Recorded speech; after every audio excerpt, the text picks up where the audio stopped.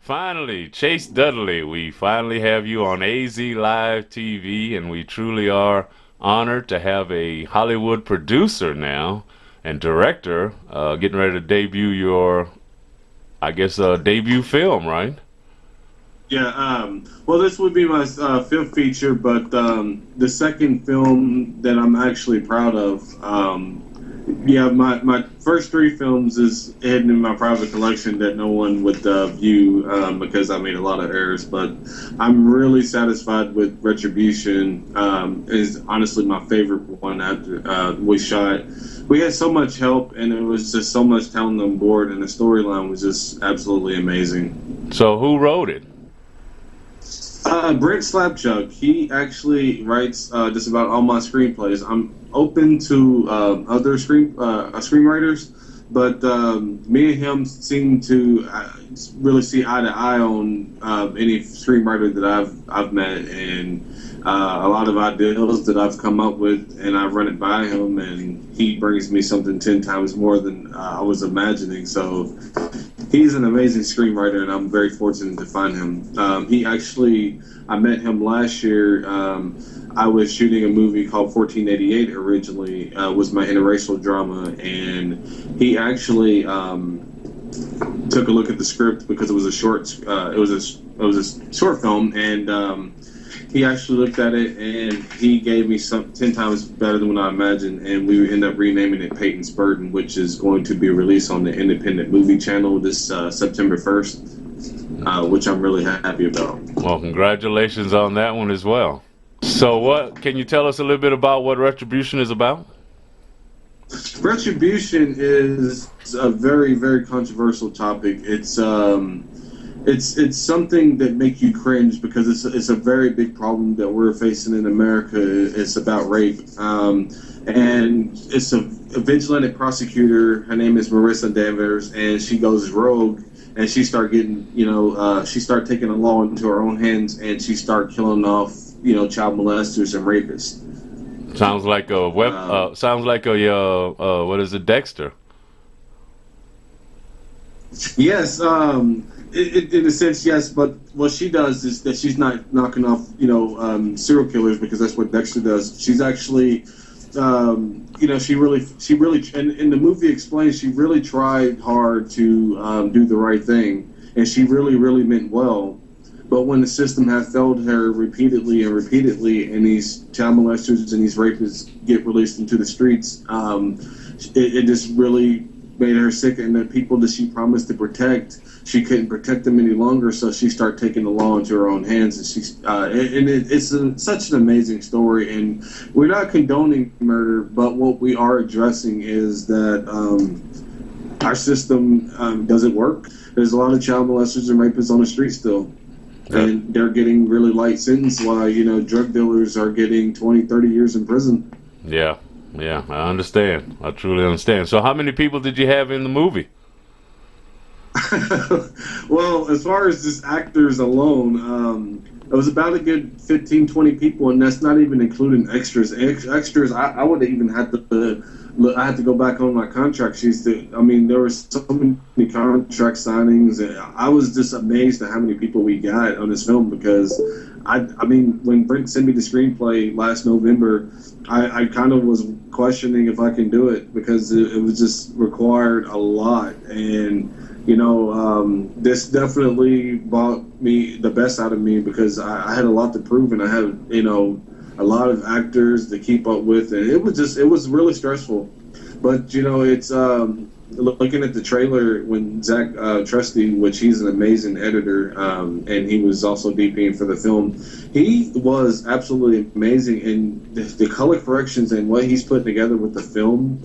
I'm just baffled that I can't believe this is something that my name's attached to. Because usually I pick at every film that I do, and this movie actually, cinematography wise and acting wise, and the locations was probably my favorite part because I mean, we got to shoot at a lot of cool, creepy places like a mortuary, and then we shot at this mansion. It's called the Ripley House that was haunted, and you know, some of the actors and stuff like Lila and Paulo and Spencer and Caitlin, they went to a few of the you know, haunted house shows and stuff after we wrapped for the day, and I don't mess with that stuff. Me either. I'll take your word for it, and I'll watch a documentary, but I ain't stepping foot in that house. You know, I watch too many movies. I got enough danger of my own day to day just living. You don't know what you're gonna get when you go outside the door. I ain't trying to flirt with it. You play with fire, you burn. So Paul tells us that there wasn't too many Asians casting in that Uh, area. well, yeah, we put out quite a few casting calls, and we found this about almost every nationality auditioning for the part. But you know, and I was scrolling through my Facebook and I seen Paul, and I was like, "Who is that?" You know, and I inboxed him. I'm like, "Are you an actor?" Because he had I just want you to hear special the makeup effects to his face, so I didn't know if he was just a special effects makeup artist or you know. All And he right. was like, "Yes," and I'm like, "Oh, thank God." Well, I'm looking for a male detective Asian actor, and he was just kind of. I think he got a kick out of it because he was kind of like, okay, and he read the script and he loved it, and you know, of course, we auditioned him, and he nailed the audition, and meeting him was very strange because you know we video chat and we Skype because he's from Arizona. And you know he couldn't obviously make it to the pre-production meeting, so he was always on Skype calls. So when I actually met Paul, it was really odd because it was like although we known each other and we talked all the time on Facebook, it was just like meeting a real person. He was he wasn't like the same at first, you know. He was kind of quiet and whatnot. I guess he didn't know what to expect, but after the first weekend, we broke him from that, and he was. We recorded a few Chris Tucker and Jackie Chan from Rush Hour since it was you know, African American male and Asian detective. We really owned up to a lot of that. I actually adored working with Paulo. He was very helpful, and he came down and he helped out with everything. He was helping out with audio. He was helping out with boom mic. He was just doing it all. When is the release coming out?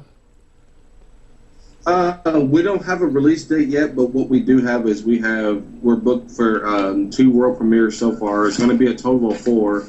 I don't know when we're going to London and New York yet, but Halloween Day, 2015, we're premiering the movie in Los Angeles, which I'm very, very excited because I've never been to LA, and just the fact that I'm going to the fact that I'm just going to LA to film, you know, to premiere my movie, that's not very easy.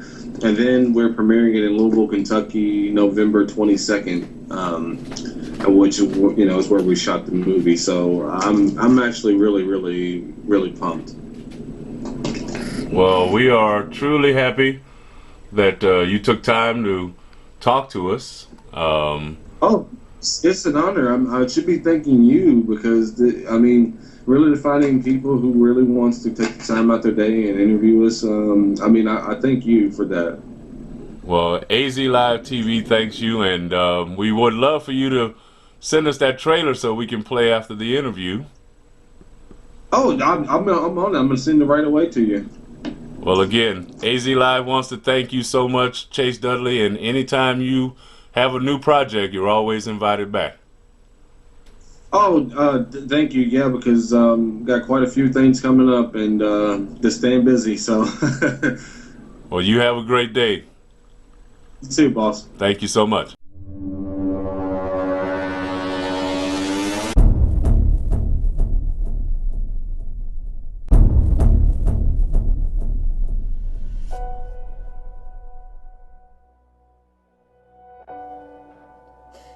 Mr. Monty would tell me why it said it was my fault.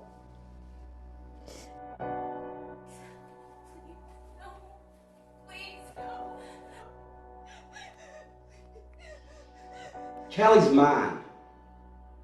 I own her.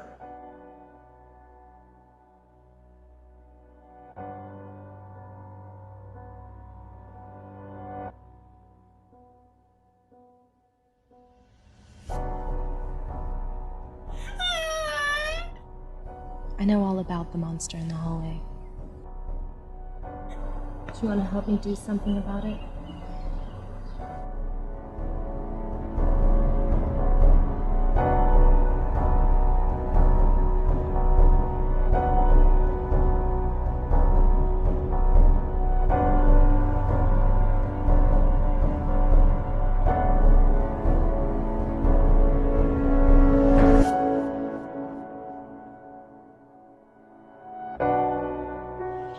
What am I gonna do with you?